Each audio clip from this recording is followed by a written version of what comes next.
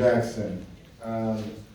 We have lots of questions that we'll be collecting, and while my team is doing that, I wanted to just dive in to some questions that I received at a community meeting last night from a Mr. Marvell Wilson.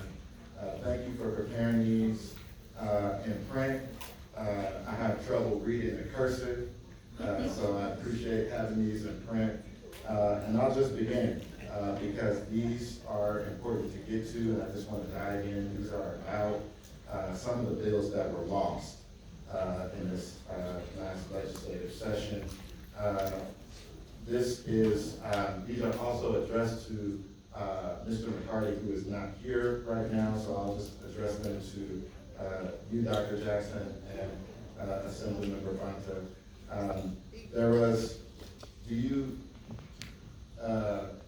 I'm just reading these verbatim, so please forgive me. Do you, Mr. McCarty and Mr. Jackson, understand the confusion and frustration felt by these bills not being brought to the floor? Absolutely. I do understand it. I actually feel the same way.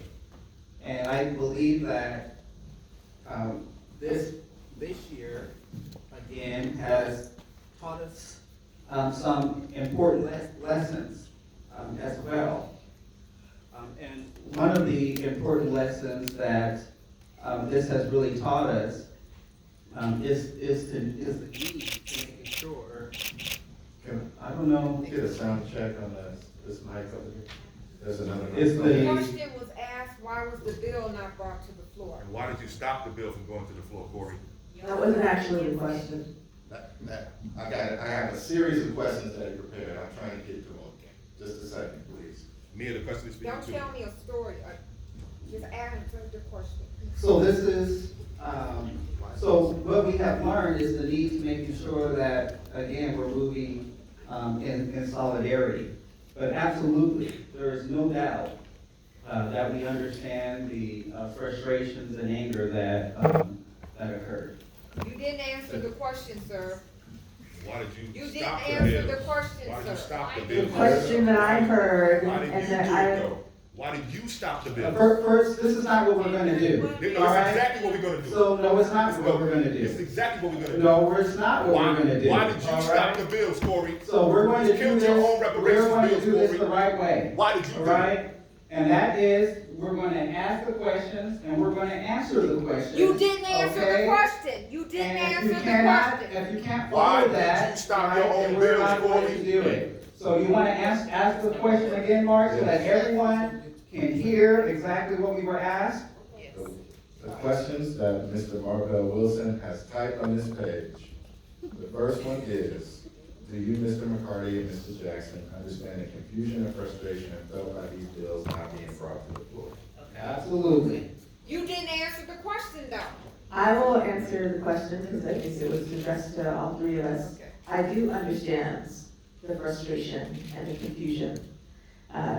For me, there are a couple pieces of this. One is, as we were looking at the data, and also the reparations package, and the evolution of the reparations task force work, the fact that there were 115 recommendations made, that is a lot of work to be able to think about moving forward, 115 recommendations. There was no initial conversation about how we would proceed as a community to be able to have 115 recommendations coming out of the task force addressed.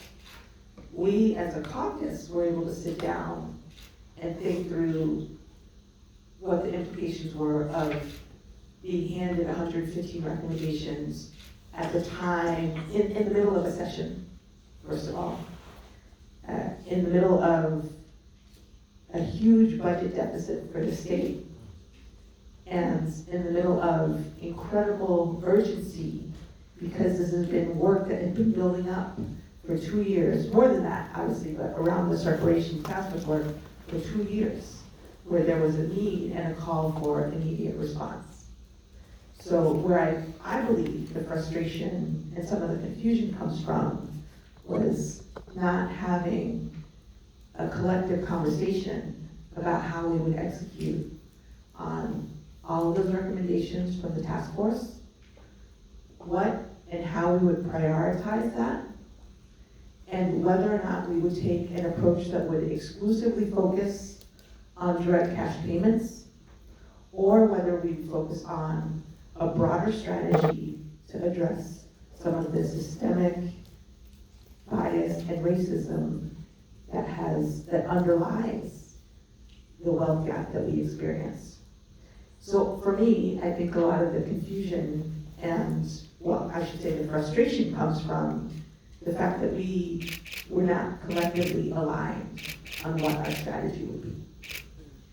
And I will say that we were not as a community collectively aligned. And I will quite frankly say that I don't think that as a caucus, we were collectively aligned around that. Thank you. I'm just gonna get to the rest of the questions that Mr. Marvell Wilson provided. Can you help us understand why neither of you brought or seconded those bills?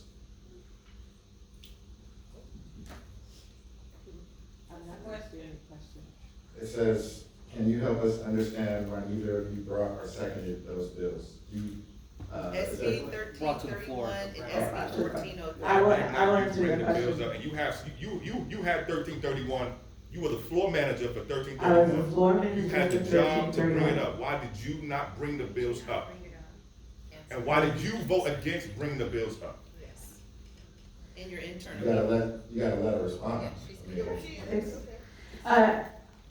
I fundamentally believed that we were going to be moving as a caucus around all of the package of bills, the reparations package of bills. When there was misalignment around whether or not the full package of bills would get moved forward, and that, by the way, just also involves the kinds of amendments that needed to be made to the bills. We checked in with each other on those amendments, on any of those bills, on what they would look like when we brought them to the floor, and whether or not we believed that we would be successful in getting them signed. I, as a legislator, am not a big fan of putting out false promises to community. So in my individual, I'm trying to answer the question, so please. But a bill for Medi-Cal is Please give me okay. the space to be able to do that. Keep interrupting, we won't be able to. Please give me space to be able to do that. So when we have an opportunity to be able to put forward legislation, I never personally put forward legislation that I know doesn't have a chance at moving through the process, at representing the full intention of the policy behind it, and ultimately having a good shot at getting signed by the governor. So, But couldn't the Congress override him? if I he have didn't- no- okay, so that's a great, I will, can I just answer that question? Yes, we So, can. so part of this is, where did we start? Supermajority Democrats. We started with 80 people in the assembly not being willing to vote yes on acknowledging the need for reparations. We started with not 80 legislators not being willing to acknowledge and agree to apologize. So we start from a place of what do we know what's right, and what do we know we can do? And we go through the legislative process, basically having to manage that.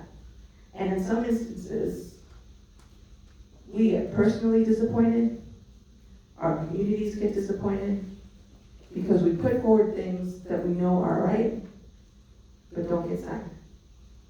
And around such a monumental thing for me, as reparations, and setting up the structure for ensuring that we could do that through the Freedoms Bureau or having the fund to be able to do that.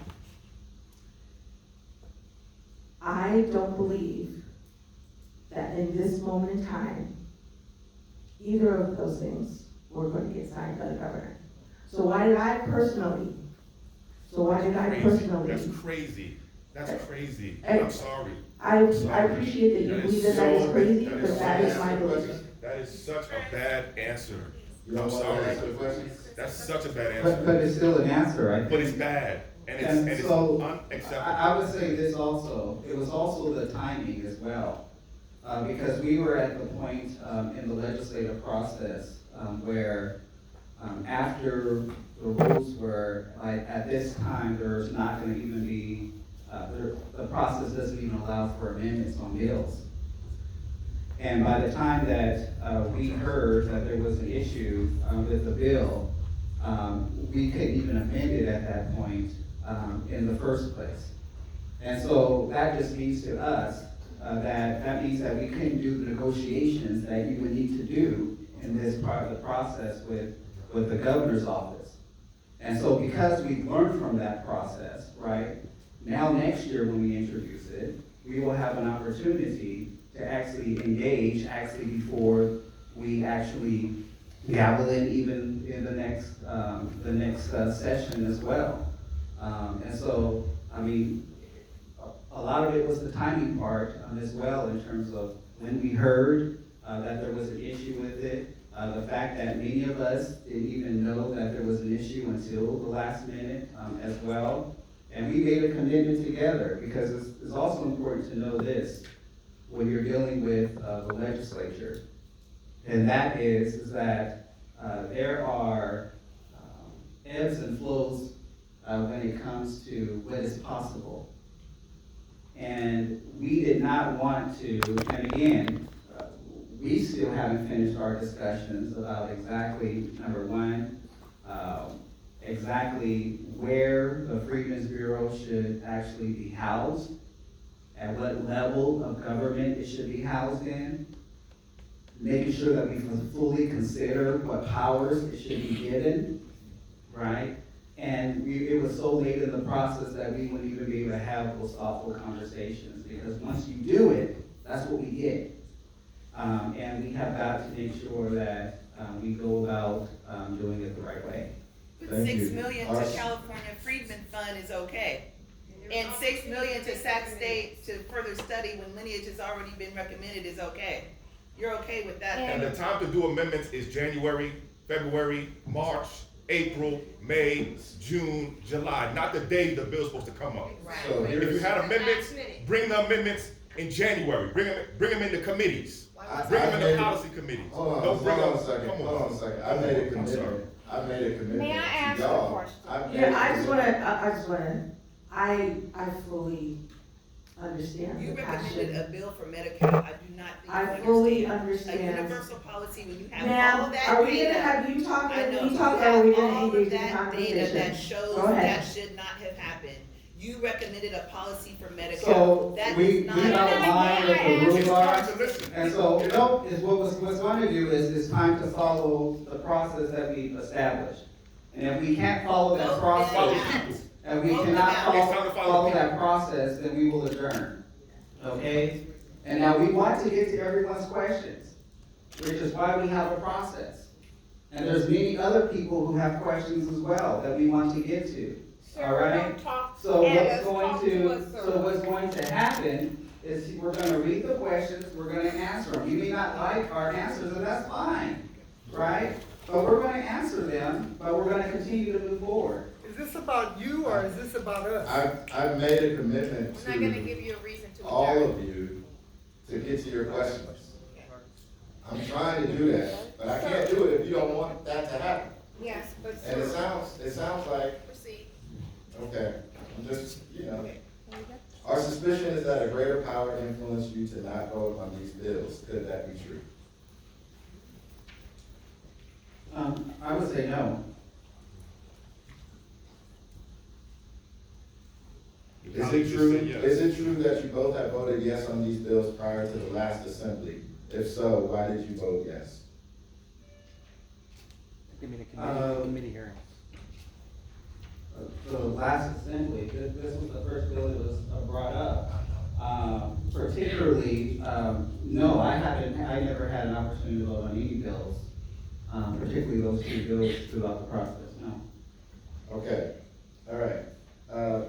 What needs to be done SB 1403 a bill that can be voted on? As I said before, we are going to reintroduce it next year. And we are going to begin talking with the governor's office, talking with leadership, to making sure that we have these discussions from the very beginning, so that when we introduce it, it's actually something that we have all the parties aligned on. And so, again, we're about to actually start the process of scheduling meetings now to begin to work on it. Thank you. This time, Since make the sure you movement involve for- the community. Sen- Can I just follow up a little bit on that, please? what's that? So, you alluded to it a minute ago about the affairs committee needing to be either how the structure of the affairs office should be. Could you speak to maybe what needs to be done to make it what you want, just what you might wanna see it as? That's kind of some more concrete, Can I jump in on or that? however, yeah, whomever. I'll jump in on that. So I have an open question, this is a legit open question. So right now, California has an implementation problem. We will pass over 1,000 bills this year, I mean, the Just this year. bureaucracy of, this year. All of those, the legislature has oversight over. We get informed by whether or not those bills are being implemented with assistance from the Legislative Analyst Office. Corey sits on budget. I sat on budget last year, a subcommittee, and that budget chaired that. And I chaired the public safety, where I would have conversations with CDCR about whether or not they were implementing legislation that we would pass.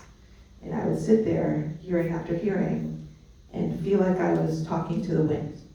Because I would, as a legislator with oversight authority, I would ask questions, I would proactively go out and say, hey, have you done X, Y, and Z? And in those hearings, we would get crickets, we'll get back to you, we would get flat out, no, we didn't do it. That's an implementation challenge for me.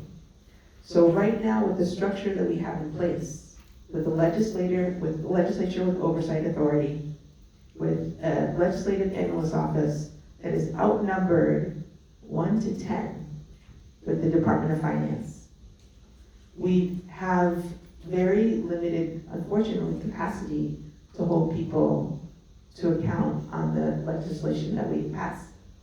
And we always struggle with implementation. So, Freedmen Affairs Bureau. The idea that we would have an isolated unit of government with not lack of clarity around, to Dr. Jackson's point, where that Freedmen Affairs Bureau would have authority in the executive branch, potentially, raises questions for me. I want clarity around that. I want to have insight into what the legislative authority over time would be related to that aspect of work. I also have questions about how effective an individual bureau would be in being able to interact with and have oversight authority over other agencies. A lot of this implementation work actually happens in those 115 recommendations, happens in the Department of Health, or Housing, or Social Services. So without us having clarity and being very explicit in the legislation how the Freedmen Affairs Bureau would interact with and what authority they would have over other agencies, for me, it's an incomplete proposition. And so that's one of the aspects that through amendment, through making sure that legislative intent is articulated, we have an opportunity to make that piece of legislation stronger, so that we're building a very strong foundation that has lasting power. Thank you. Excuse me, I And there have might the be, same and there might question. be times, Wait a minute, and there might can I be ask times another question? that, there might be also times that they are proposing amendments that would ensure that it gets passed. But we might not be sure we want it to pass after certain amendments, right? And so we have to make sure, there's a whole lot of gamesmanship, there's a whole lot of things that happens through the process, that if we don't set this up right, and we allow it to be passed, and it doesn't have all the right powers, it doesn't have all the right accountability measures, right, that won't be, now remember, this agency can be set up, and it's not accountable to nobody but the governor, and whoever the governor is at the time, right?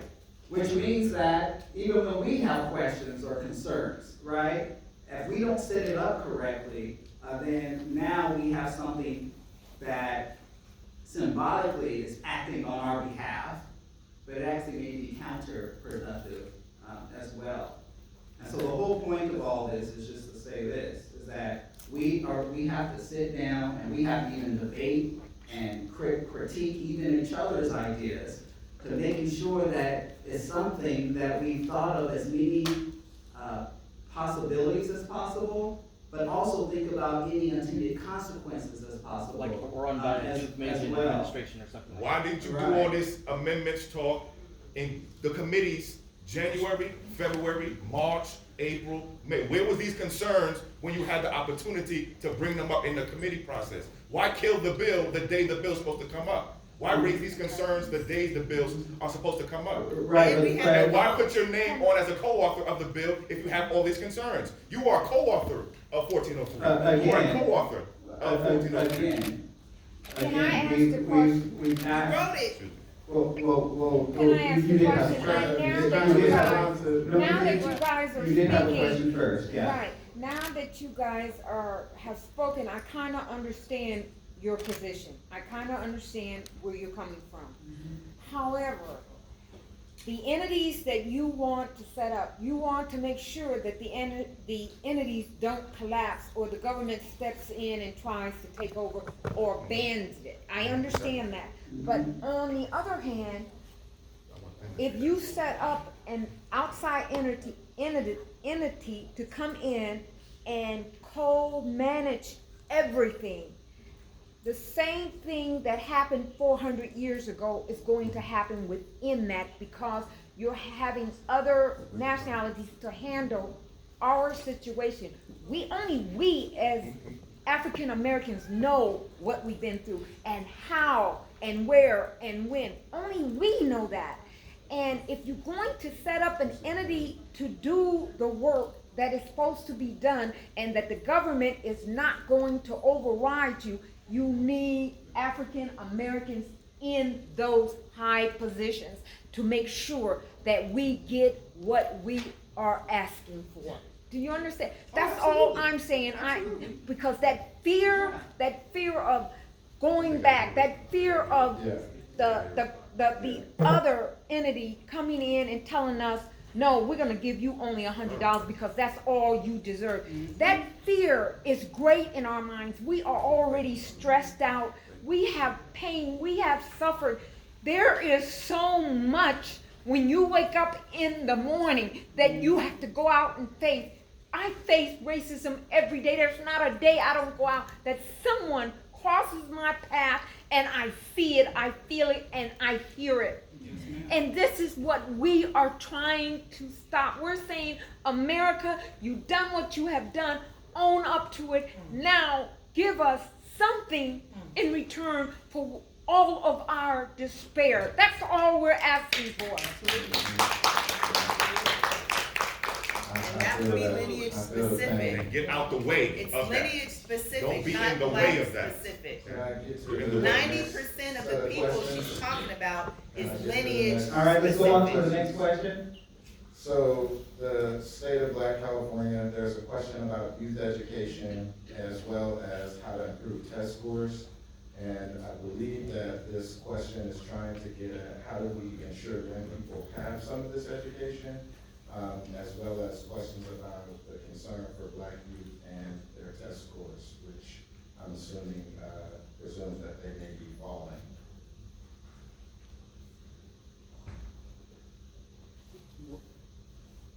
Well, specifically, I mean, the data is clear. We began to get at some of that when we had our last negotiation with the governor to try to figure out how we can continue to improve education for our children. We know for sure that even in the same schools, that our children are not getting even the same education as some of their fellow students in the very same school. And so we continue to try to find ways to include more accountability into the local control funding formula. We continue to try to find ways to, matter of fact, I think on the governor's desk, we're finally getting rid of K violations in terms of suspensions. In terms of what Senator Skinner it's really been her career work in the legislature for a lot of things in terms of, instead of suspensions. But overall, what we think we're gonna need to do is even go a little bit outside the system and create some greater supports to empower community to help fill in some of those gaps. These institutions are just not moving the way we need them to for our young people. And it's actually been very, very, very, very, very frustrating for us as we continue to bring it up with the governor, as we continue to bring it up in committees and even in the bills that we introduce. But it is going to continue to be a long journey and a long fight to get this done. And we'll continue to I be have at the bottom. two questions for you, Dr. Tabari. I'm just gonna ask you to come on up while I answer one question that I know I have a response to, which is, what is the state of California doing to ensure the 1100-page report of the state's harm is being taught in California school systems? We've partnered with the Department of Justice, who has commissioned two researchers to develop a curriculum based on a task force report. We funded that work along with DOJ, and the outcome will be a curriculum that will be acceptable for the ethnic studies requirement. In addition to educators being a part of that process where they're creating the curriculum, there are also community advocates and organizers so that the curriculum can be used in public education settings such as this. So that is one response to that. And if our members would like to offer anything else on that, I'm happy to hear from you. Okay, so Dr. Tabari. No, that was for you all. Yeah, but I have two questions for you, which is why you should probably come up so you have the mic. One is, to what extent? I got my thing. Perfect. To what extent is the lack of income for Black folks with bachelor's degrees a result of lack of higher education for Black men?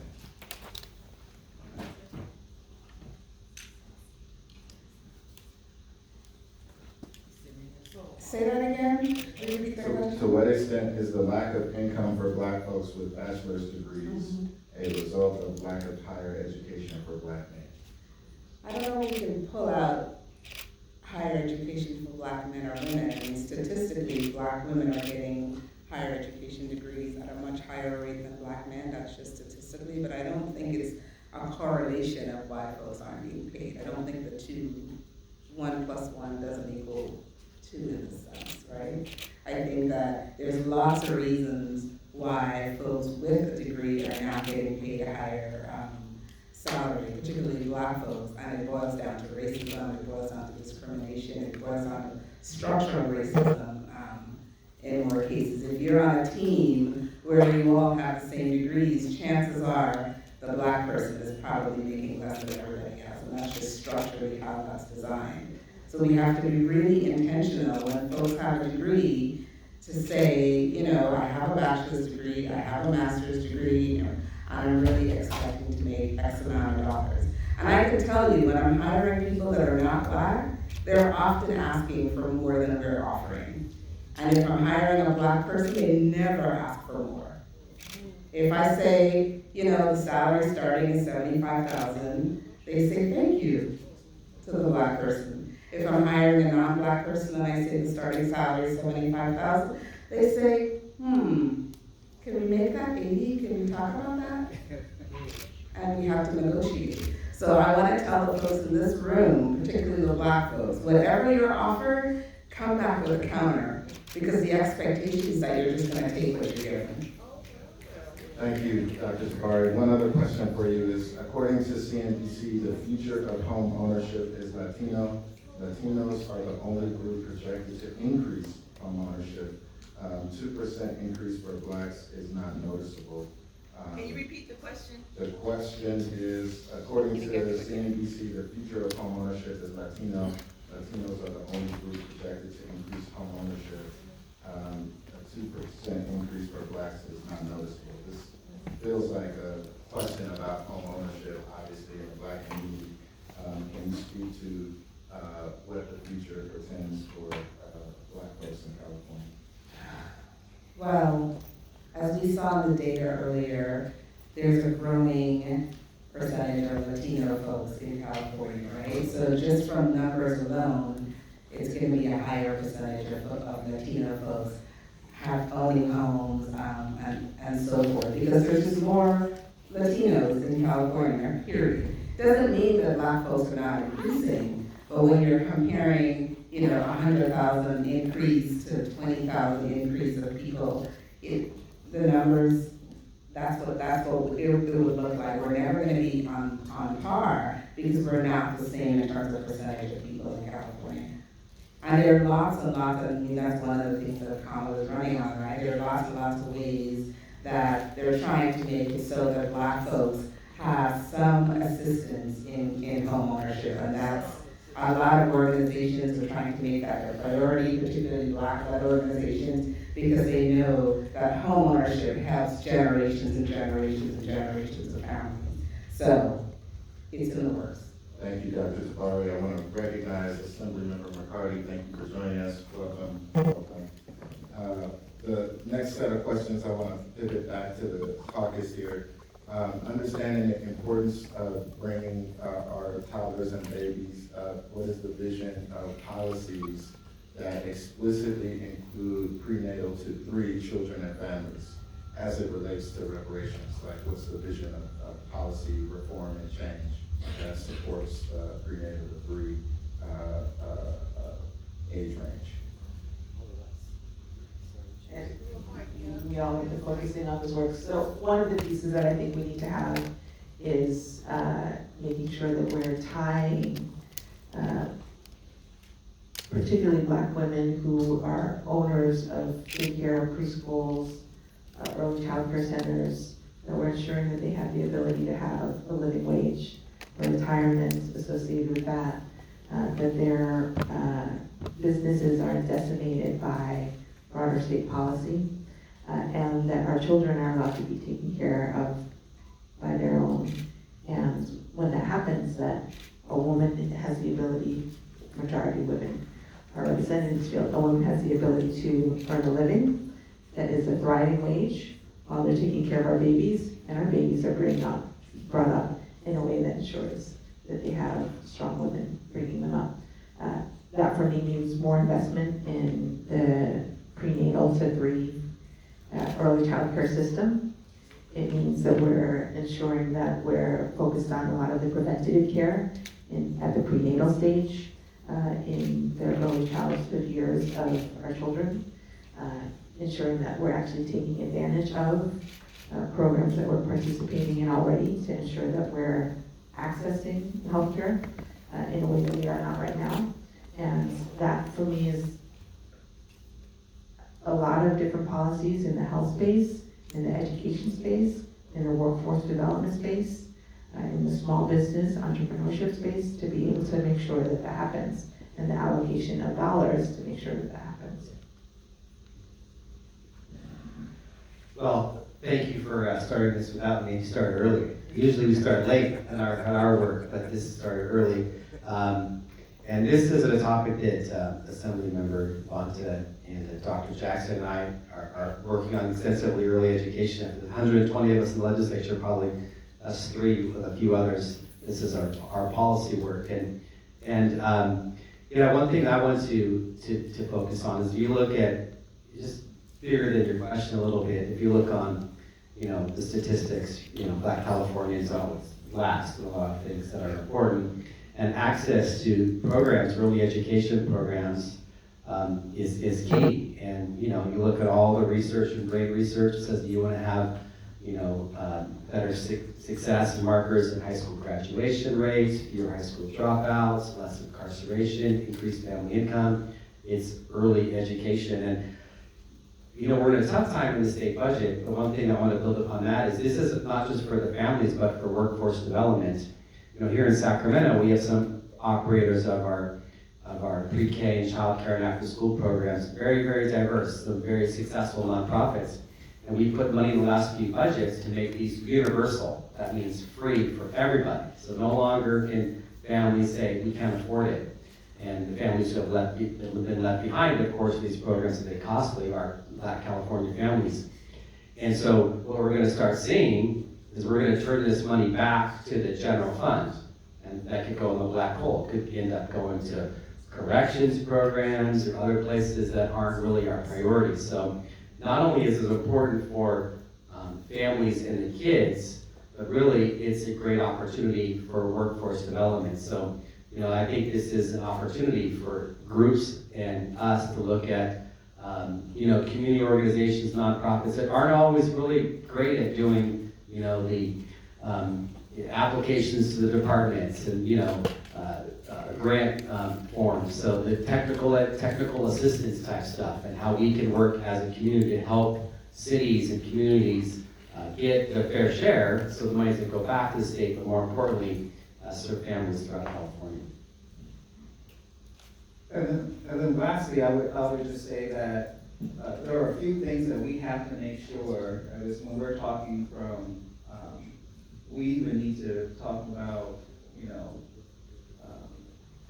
pre-birth as well, as we begin to look at the entire cycle to make sure that we're setting up our children for success. Not only do we have the recommendations, but we also have, I believe, some critical programs that we really need to focus on when we start to see the budget improve. The first thing is we need to make sure that our guaranteed income, basic income program becomes permanent. Because in that has a specific section for birthing individuals, to making sure that while